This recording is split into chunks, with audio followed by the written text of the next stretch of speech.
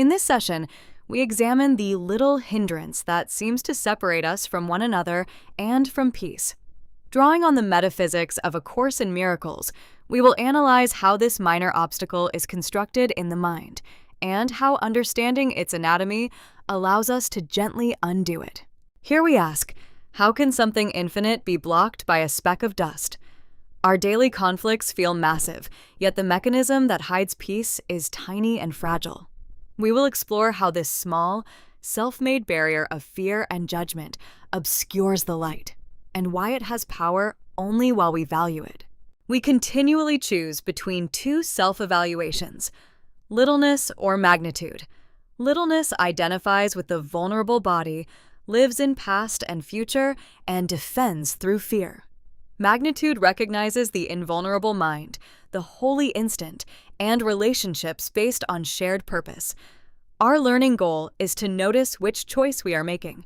The separated fragment is like a ripple claiming to be the ocean, or a sunbeam claiming to be the sun. When a fragment of mind forgets its source, it misreads the whole as a threat.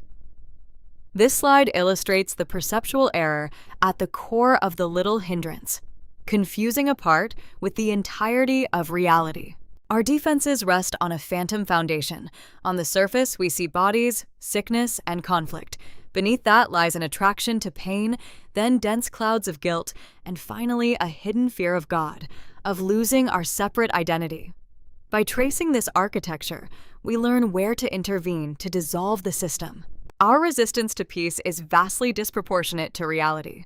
We construct elaborate defenses to keep love out, yet these defenses are as weak as a feather against the wings of truth.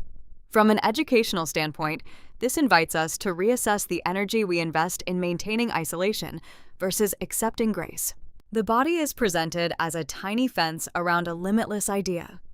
It appears to limit communication and define a private kingdom the ego rules. We fight to defend this fenced-off speck of dust. Our task is to recognize the body as a neutral tool, not our identity, and to look beyond it to the shared light within. Transitioning from isolated bodies to united minds requires a shift in how we view relationships. Special relationships seek completion through loss or gain. The little bridge, symbolizing forgiveness, reframes others as minds to join with. This leads to the real world, where minds are united in a common purpose of peace. Healing unfolds in widening circles. It begins with the self, as we accept inner peace. Extending that peace to a brother releases them from guilt. As more minds join, the sonship is healed, and the return to God, our shared magnitude, becomes evident. Education here means seeing forgiveness as a collective, not private process. The holy instant is the practical method for dissolving the hindrance now. Step 1. Suspend judgment and let go of past-based interpretations. Step 2. Offer a small willingness to have perception corrected.